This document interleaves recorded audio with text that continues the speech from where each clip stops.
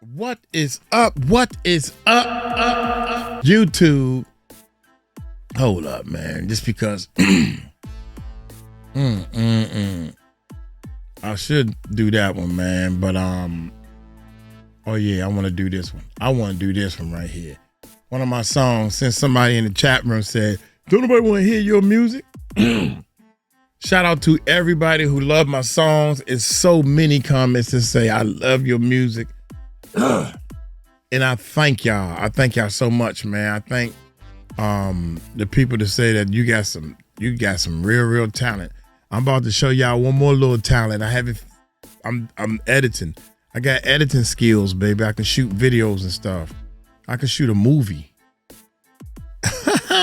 I ain't bragging. I'm just telling you the truth. I'm just telling you the truth. See, I don't pray for what you think I would. So I'm going to pray for you. Pray.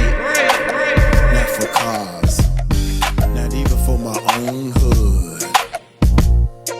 I just close my eyes and I pray. I pray that Sunday don't stay the most fake day of the week. That we live what we preach when we rise to our feet. I pray one day we don't see color in the face. Only one race, one love, the human race. I pray for peace, not power. For unity that don't fold in the dark hour. I pray for the child with no voice, no meal. That one day he eats and knows how love feels. I pray success finds the ones that grind quiet. Who didn't sell a soul just to go viral. I pray we remember his grace when we fall. That God still answers when we don't call. I pray for you, yeah. You're scrolling on your phone, feeling broken, feeling left all alone. I pray your health stays strong, your path stays clear, and blessings fall on you like tears. But I want you to know that's what I don't say in these lines. I never pray for money, and I never pray for myself. I never even pray for the ones closest to me.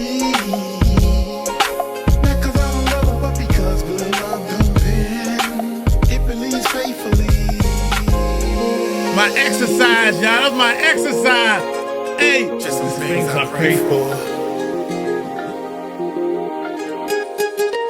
I pray for the mothers with tears in their eyes, holding it down but dying inside. I pray for the father who left too soon and the child he made trying to fill that room. I pray for the teacher who's spinning their own, trying to give hope cause the system is blown. I pray for the ones who got talent but no light. For the ones that write verses just to make it through the night. I pray we break generational chains. Stop passing down drama like it's part of our name. I pray our hearts don't stay numb from the pain. And one day we dance in the middle of the rain. I pray for the silence behind fake smiles. For the strong ones breaking after holding it a while. I pray for the ones that feel too far gone. That God's still reaching when the devil gets strong. I pray for the kids locked up in the system. No love, no hugs, just the world that miss them. And I pray for the soldier with scars on his mind. He made it back home but left peace behind. I pray for the ones who scream but ain't heard, who feel invisible when they speak a word. I pray you feel seen. I pray you feel true. I pray that these words can help you. Just some things I pray for. But what I mostly pray for is you. Now, if you don't like the song, click your tail away. I got that from Big Ticket. You can't please everybody, bruh.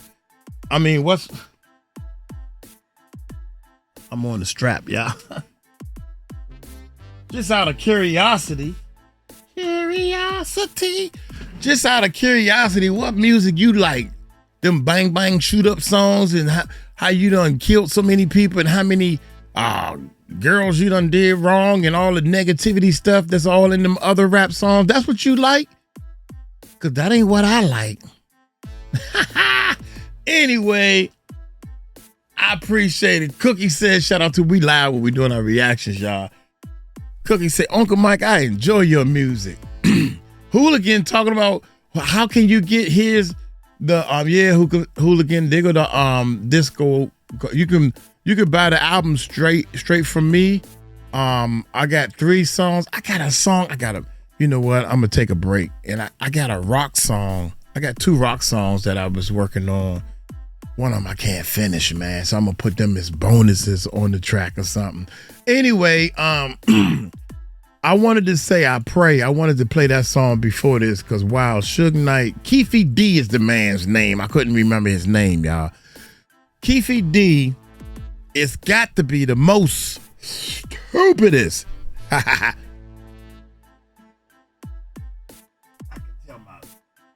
can tell my levels is off for my live stream. Anyway, y'all hit that. Wait a minute. KEEFE D.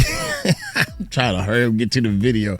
KEEFE D told me at a Lakers game, Diddy put the hit on us and security paid role, and securities paid role. Okay. We're going to stay with that. Straight Game. This is Straight Game channel, man. Shout out to him. Hit that subscribe button. And gonna hit use that bell. And let's check it out.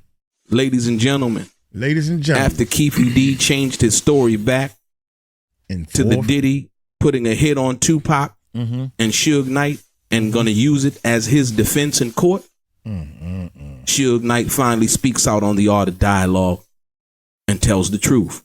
He said, but I'm going to give you something that's real true, and I've been wanting to tell you because we've been knowing each other, since we was kids. So KEEFE D was like, look, I need the money. Puffy and them supposed to give me $1 million. They gave us most of the money, or half of the money. And that's how everything unraveled for is what happened in Vegas. All of it. Ladies and gentlemen, I mean all of it. Things we didn't know. Oh, yes. Let's get into some of this Straight Game. Talk to me. Talk. Welcome back, guys. Welcome back. It's your boy Delray Richardson, Platinum Artist, Platinum Songwriter, a Straight Game TV. Thank you for tuning in. I appreciate your time. Do me a favor, hit the thumbs up button. Also, subscribe to the channel. And like I always say, if you want to be one of the first people notified when I drop some of the Straight Game, please do me a favor and click on what appears to be that little bell notification right below this video. Ladies and gentlemen, good morning, good afternoon, good evening. Ladies and gentlemen, Suge Knight, over on the Art of Dialogue.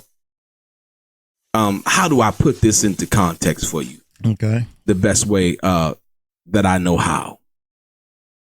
You got to understand something. So, KEEFE D recently with his new attorneys. First, KEEFE D was denying he was even in Vegas. As I've told you guys before. He had confessed in his book as to what happened, but Suge had always remained quiet because Suge did not want to seem like the person who was actually coming out and telling and snitching, right? He didn't want to seem like he was, you know what I mean? I can understand that from his perspective and from what he said, he didn't want to do and want to appear as, ladies and gentlemen. But now that KEEFE D has obtained new counsel and his old attorney, Carl Arnold, is no longer on the case. KEEFE D has now reverted back to the Sean P. Diddy Combs, put $1 million hit on Tupac and Suge Knight, and that KEEFE D basically confessed to Suge, according to Suge, that was the catalyst that led up to the shooting, among other things. Now, most people would say, oh man, Suge talk a lot of shit. He said this, he said. Now Suge has said some things in the past, and I didn't really take when he was like Tupac's still alive and all that. I didn't take that because I understand that he was being facetious when he said that. But you're gonna have some people who take statements like that and try to run with it and make a video and be like, well, he said this, right? To keep you away from what? The truth. If he said, or to try to, what they do in court, give you something that's beyond, or should I say, that has some doubt still there based on a statement that somebody might have made, right? But this ain't that. Ladies and gentlemen, this ain't that. So as in the beginning of the interview, you can hear Suge Knight basically say that since the KEEFE D spoke his truth, and since it's out there, you know what I mean, he can speak on it now that it's out there. Listen. He put his truth out there. A lot of other people put their truth out there. Me personally, if it wasn't already out there, I wouldn't have no comment on it. But since it's there, I tell you this. Right? So you can understand why he's saying what he's saying now. And understand, okay, he said it, so I don't really, me saying it now doesn't mean that I'm snitching. And I think that was Suge's concern. Then he goes on to talk about, God, dig it. What KEEFE D told him about what actually happened when he seen KEEFE D at the Laker game, right? And he tells him what the real thing behind the situation in Vegas was really all about. Listen. I used to keep a box at the Staples Center. So I'm at the Laker game, fucking with a bitch here and there, got some bitches with me. I step out for a little fresh air. I see KEEFE D. Since the incident, since the Vegas incident. Oh, really? I seen him at the basketball game. It was New Jersey Nets against the Lakers. Jason Kidd and them. I seen him when I first got out of the feds. Seen him then. KEEFE D was spooked. First thing he told me was they didn't have nothing to do with the killing of my homie Bombshell. I responded to KEEFE D and said, shit, if I thought that, I'd be on you already. And he said, but I'm going to give you something that's real true, and I didn't want to tell you because we've been knowing each other, since we was kids. So KEEFE D was like, look, I need the money. Puffy them supposed to gave me $1 million. They gave us most of the money or half of the money. And that's how everything unraveled for is what happened in Vegas. Ladies and gentlemen, this is a bombshell out of all bombshells. And so when Suge Knight was saying all along that if you solve one murder, you'll solve the other one, right? I don't know how true of a statement that actually was. But the part that hits me, that makes me really understand that Suge is saying what he said and he's speaking the truth, is the fact that Suge Knight says the first thing that KEEFE D said to him was what he was going to tell him, or he confessed that it ain't had nothing to do with Bombshell getting killed. And Suge told him, yeah, because if I thought that, I'd be on you right now. Listen. First thing he told me was they didn't have nothing to do with the killing of my homie Bombshell. I responded to KEEFE D and said, shit, if I thought that, I'd be on you already. Ladies and gentlemen, like I told you about KEEFE D's testimony early on in the game, KEEFE D was too detailed about the Greenblatt interview with Sean P. Diddy Combs. Like I said, it's still an allegation. But this right here is a bombshell. And another thing, Suge Knight, in so many words, also confesses, because he says, me knowing what I know from being there. I know what I know being there. I know what I know later on when people told lies or never told me the truth. Me knowing what I know from actually being there, right? It's basically him saying that, yeah, I did see KEEFE D in the car. Yeah, from what I know from being there. It's just as simple as that. It is just as simple as that. And like I said, people can take it for whatever they want. You could take it, run it, try to repackage it, sell it as soup when it's actually a filet mignon, right? But more importantly, you heard it.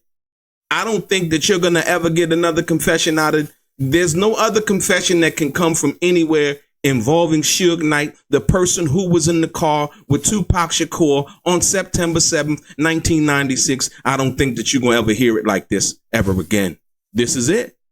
And the reason why is because KEEFE D basically, in confessing and using as a defense that Sean P. Diddy Combs allegedly put a hit on Tupac and Suge Knight. Essentially, KEEFE D is saying, yeah, he put a hit on, Tupac and Suge. Mm-hmm. And basically, he is admitting that he was involved in Tupac's murder. That's how you can believe it. You get it? There's nothing. Listen, because you got a lot of people who don't really get it. If KEEFE D is using as a defense that him going to Vegas, him, being summoned to assassinate Sean P. Diddy Combs, assassinate a Suge Knight and Tupac Shakur at the direction of Sean P. Diddy Combs for $1 million, and this is an allegation. Let me be clear. Mm-hmm. But if KEEFE D is willing to go into a Las Vegas courtroom and use that as his partial defense, ladies and gentlemen, mm-hmm.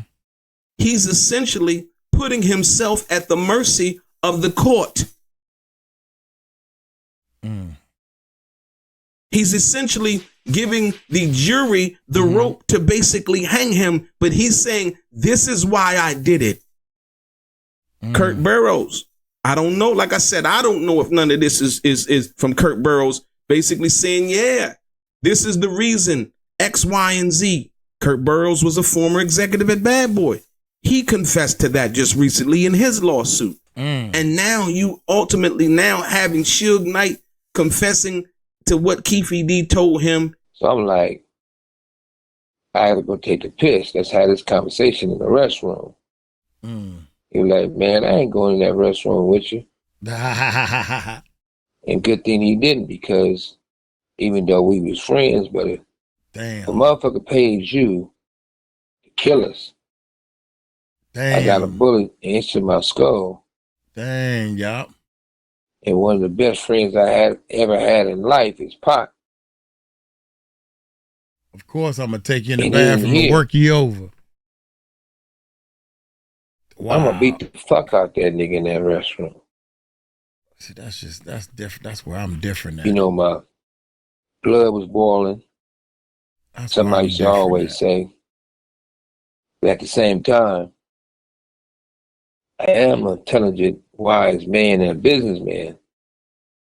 That's where I'm different at. Everybody tell them, if he would have went in the bathroom, or if this would have happened, if the sky was green, then I would be orange. If I would have done this, nah, this man told you that Puffy told y'all to off them, and you ain't kirk off on them right then and there. I think they want to be gangsters. That's what I think. Nah, I would have kirked off right then and there. I don't play. I can't do nothing to him. I might as well get him to answer some questions. So I double back on him and say, what you mean? It's big money in this. Only thing Puffy want to do is pay $1 million to have both of them killed. Suge also said that he was paroled, and he was on parole at that particular time. So it would have been foolish, once again, for him to do or try to fight with KEEFE D or do something crazy and be arrested again and sent back to jail, right? So when people ask, well, why didn't he do nothing? Blah, say, blah. Like I said, he chose to handle it like he chose to handle it. But ladies and gentlemen, the last thing I want to tell you is this. Out of all the things, you got to go over there and check out the Art of Dialogue and that interview, man. It's jaw-dropping, man. And one of the things that has never been put together, ladies and gentlemen, that Suge Knight said was what? He implicated. What's good, family? He said that KEEFE D said he wasn't the only one that was involved. It was security that was paid. He told me that. He said it was, according to him, he said it was security that accepted money, participated in it. And it was so-called homies. So he laid it out to me in a way that he's spilling his guts to me, saying it wasn't just him, it wasn't just Puffy. He named names, he named people. And usually when people name names the way he was naming names, I believe him. Security was paid off too. So who could that security be, ladies and gentlemen? He also talked about Frank Alexander not having the radio. Basically alleging that it was all a setup. It was way intricate. And that was the part that somebody had asked me just recently. It was like, well, what do you think about, how do you link Reggie the Rat Wright Jr.? I said, I don't really know. I can't tell you something I don't know. That's not what I do. But when Suge Knight said that KEEFE D told him that it wasn't just him, that security was paid off too, that is the linchpin. Reggie the Rat Wright Jr. has been implicated in the murder of Tupac Shakur by way of KEEFE D, saying that KEEFE D saying that Reggie the Rat Wright Jr. or security in that matter, right? Right. Was paid off and a part of the whole plot also, ladies and gentlemen. Ladies and gentlemen, this is a bombshell. Stop playing with yourself with these other YouTube videos, with these other people trying to come in. This is from Suge Knight from prison himself, ladies and gentlemen. The person who was in the car. We understand now what actually happened and how it went down. Right? And like I said, the fact that, KEEFE D seen him at the Laker game and told him, yo, this is what it was about. And then the crazy part about it is that the Art of Dialogue asked a great follow-up question. Did you know at the time? Or did you know before that there was a hit on y'all? And Suge said, no, I didn't know. Ladies and gentlemen, this is a hell of a thing, man. It's a hell of a thing. And this trial coming up, it's going to be a hell of a trial, bro. It's going to be a hell of a trial because, like I said once again, I'm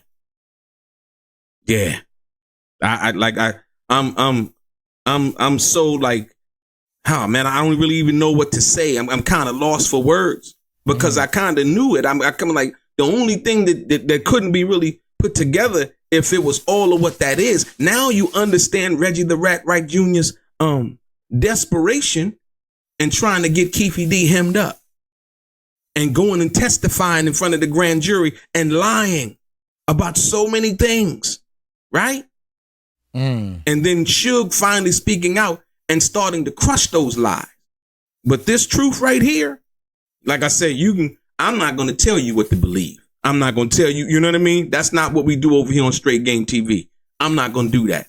All I'm going to tell you is listen to what Suge's saying on this one. Okay. Just listen to what he's saying. Because like I said, if you understand this whole situation, you understand when he basically says, and me being there, and knowing what I know from, he said, knowing what I know from me being there, right? Yeah. Because guess what he didn't say when KEEFE D was telling him what he was telling him? Nah, nigga, I ain't see you in the car. Nah, nigga, you lying. Nah, nigga, it ain't happen like that. He was listening to what KEEFE D was saying. And not one time did he check him in regards to that. Ladies and gentlemen, yeah. Stay tuned. Okay. Your boy Del Ray. Straight Game. Gracious. They said Tupac was I don't know, man. untouchable. But behind the walls of Rikers Island, he was just a man, wounded, watching his back, and wondering who he could trust. He survived bullets, betrayal, and isolation behind bars. But what happened inside those walls has never been told until now. In the darkest corner of Rikers, he found betrayal and a brotherhood no one saw coming. These dudes smiled in my face, then flipped and tried to kill me, and I never saw it coming. They were Puff's security, Biggie's muscle, Henchman's people, and Tupac knew exactly who sent them. This is the side of Tupac Shakur the world never got to see. Yes. Told by the man who lived it with him. Not in the studio, but in a 6x9 cell. The rap battles, sex and drama with female guards, the tears, the silence after Jada Pinkett's visit, and the moment Tupac almost broke.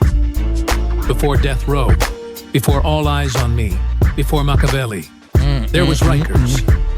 Behind the Walls with Tupac Shakur, available now on Amazon. Get your copy. Learn the truth.